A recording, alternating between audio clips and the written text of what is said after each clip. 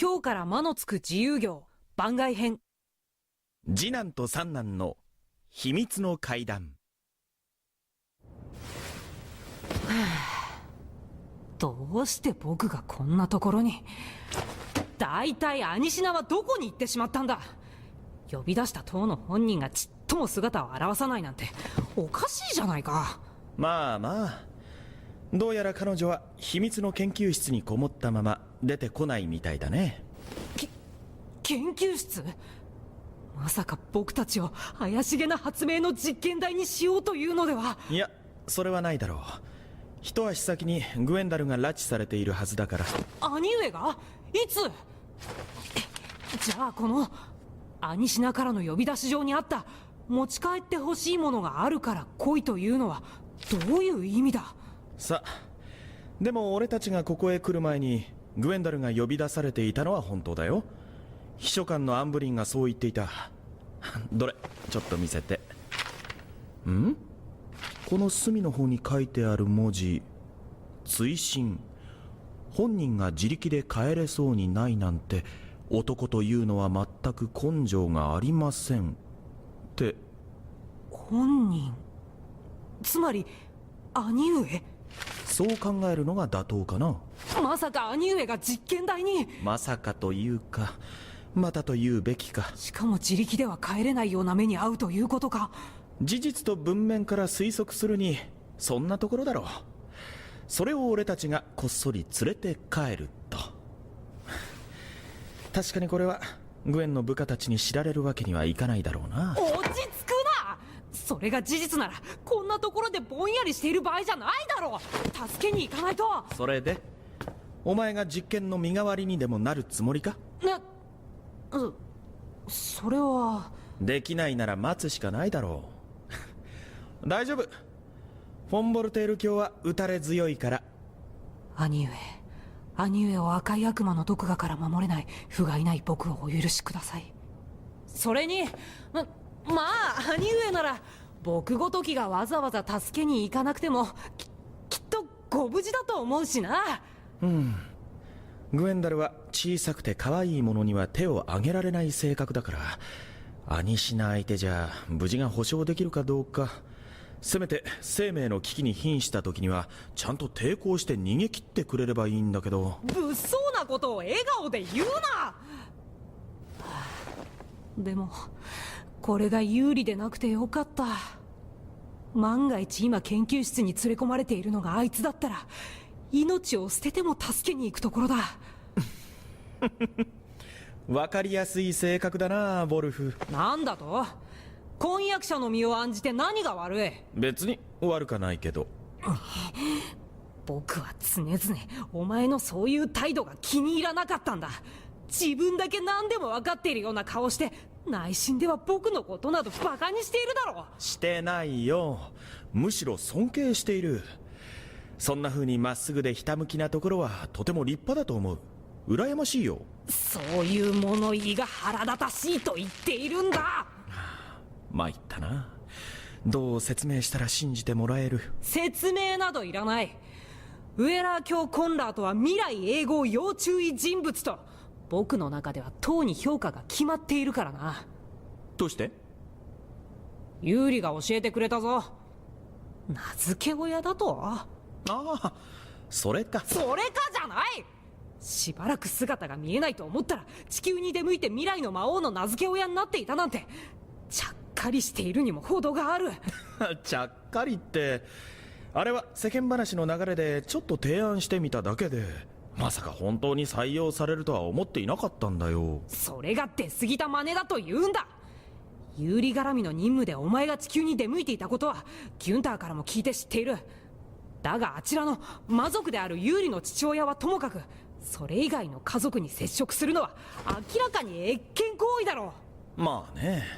でも偶然通りかかった路上で身重の女性がタクシーを捕まえられずに青い顔で途方に暮れていたら、お前だって手を差し伸べるだろう、普通男として。タクシー？なんだそれは。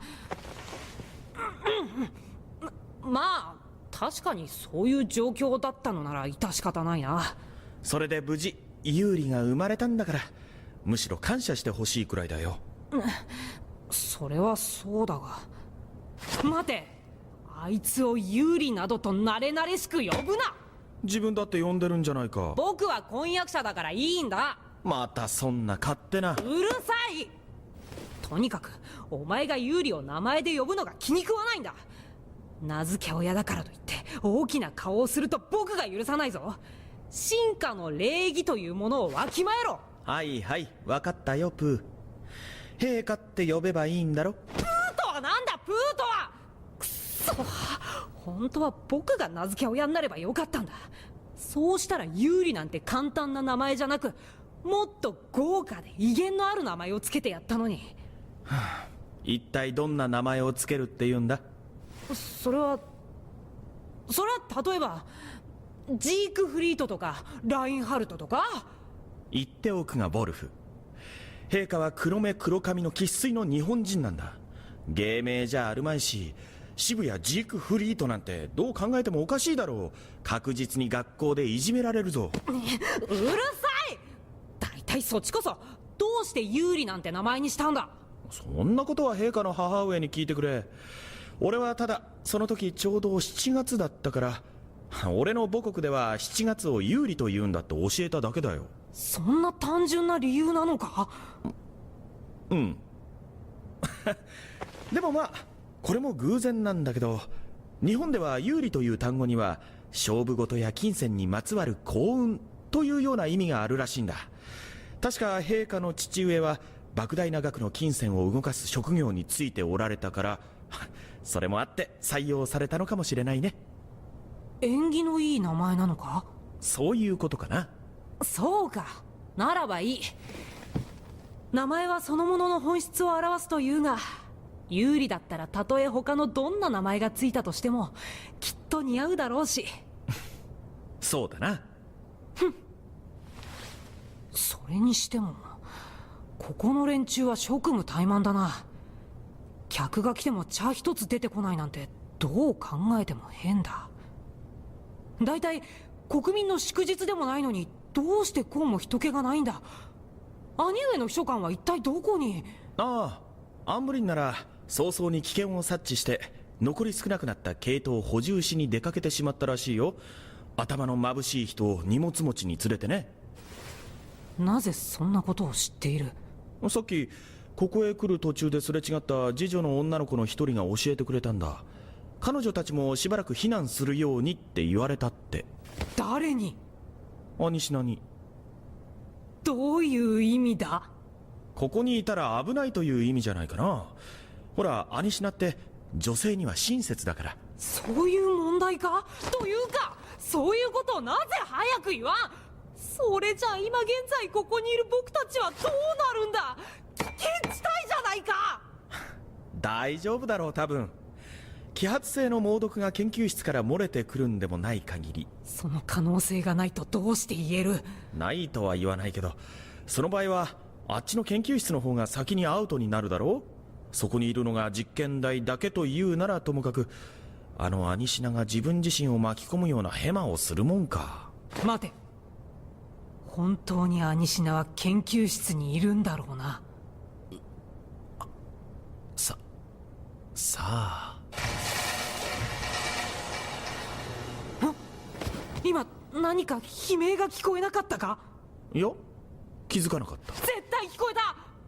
方角から言ってまさか兄品の研究室だとしたら、まあ悲鳴の主に該当する人物は今は一人しか思い浮かばないね。でも本人だって誰にも見られたくはないだろうし。やっぱり兄上が大変なことに。聞かなかったことにしておいてあげた方がむしろ彼のためだと思うけど。どうしても助けに行きたいか。当たり前だ。行くぞ。仕方ない。まったくいつまでたっても懲りないんだなあの人は。